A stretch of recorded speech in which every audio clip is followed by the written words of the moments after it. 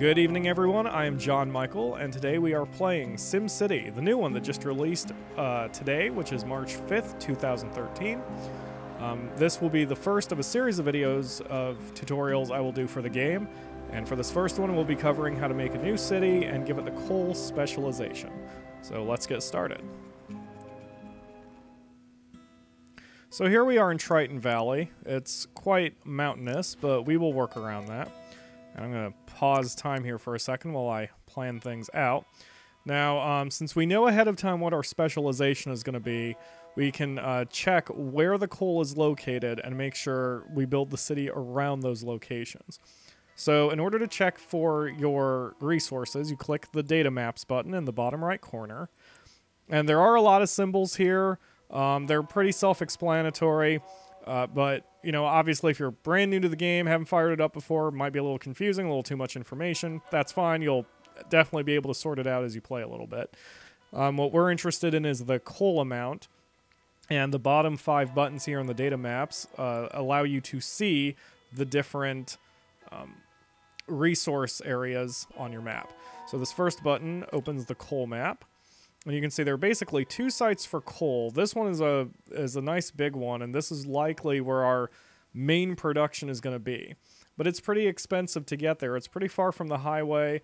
The road will have to loop around if you follow the mouse cursor like that. So it'll be a little bit of a pain to get there. But right now it's no big deal because we have this close site, and this will work for our early production, our early coal production. Then as we make more money, we'll be able to expand. So since we'll go for this one first, the first thing we do is extend the medium density avenue away from the highway. So we have a little bit of room to work with here. And we're going to wind up sticking the coal mine more over here than right off the avenue, but we'll deal with that in a bit. Now the second thing you should consider when... Alright, so we're going to close out the map and start building our first buildings.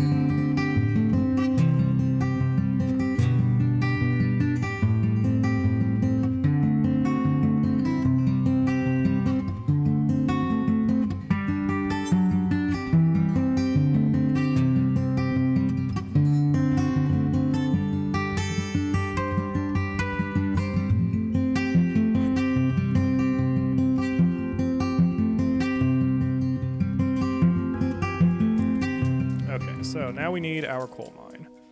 Now you can see 22,500. It's not cheap, but we're making nearly 1,000 an hour. So by clicking the budget panel, we can open the screen and take out a bond. And 25 grand, that'll be enough. So we go ahead and accept that. We're having to pay 173 simoleons per hour, which kind of stinks, but this is an investment. Now we just plop down a coal mine, and you want to place it as close as possible to the center of your coal area. The white circle around the building is your radius, and it will take in any coal that's within its radius, but we can expand it later with modules. So we'll go ahead and place it here. And there we go. Now we are pulling up coal. Well, once it hires people anyway. But just pulling it up doesn't really help. You have to have a place to sell it. So if you're going to harvest any resources at all, you will need a second specialization. Okay, some time has passed. I've slightly expanded my industrial zone and my residential zone here. And I realized the hard way that I had built a bunch of high-density streets this early for no reason. So I downgraded them pointlessly, and I wasted a bunch of money. Normally it doesn't take this long to get started. So if you don't make mistakes like me, you can usually have things up and running within about a day of game time. But now that we have the money, we can get started on this. So again, with our specializations, we go to the trading specialization, and we pick our trade depot. Now, I like placing it within fairly close proximity to the industry, but you can put it across town if you want. It doesn't matter, as long as you have the trucks to deliver it. So we're going to place this here. It's fairly close to the coal mine. It does cut this street off, but that's okay. You know, you don't have to connect every street to everything. So now we have our trade depot, and the first thing you have to do in order to sell your products is to go into Edit and place down a module specifically for the good you want to sell. So in this case, we need our coal storage lot. That costs 2,000, which we'll have in just a moment once time passes enough. There we go. And you just stick it wherever, like so. Back out of there. Whoops. Back to city view. And from your main city view, you click the building again. And now this button, Manage Global Market Deliveries, will work for you. So you click that, and you can select which of your goods up here you wish to change. In this case, we only have the one. And right now there are three options. There's Use Locally, which means it's only kept at your trade depot basically operates as a warehouse. Import to buy it, or Export to sell it. Since we're pulling it up, we don't need any, so we're clicking Export. Now, even though we are exporting some, the coal power plant is smart enough to go get some itself if it needs it. And when you are exporting a good in your city always knows to get it first. So it doesn't matter what you're producing, your city will use it first before it starts exporting. And honestly, that's all there is to it. So now, what we will do in the short term is save up money so we can expand the coal mine. So if you select the coal mine and go into Edit It, you can buy some things like signs and other modules to expand its effectiveness. The coal shaft itself costs 14,000, but is practically free per hour, and you can place up to 4 total in addition to the base coal mine. So right now, the coal mine is pulling up 13 tons of coal a day, which isn't that much, but it will get us some profit. Now I'm going to burn the clock a little bit and show you how you can view how much you are making from your coal mine. Now we've had our first sale. The sales are always automatic. You never get to see it other than the jump in your simoleons. But you can see how much it sold for by clicking your budget panel and checking your recent transactions list. You can see we have 2 transactions for coal, both for 4,423 simoleons that were just added to the treasury. Total of nearly 9,000 in just one day just for pulling up the coal. It's great, and it's, you know, basically free, 100% profitable money.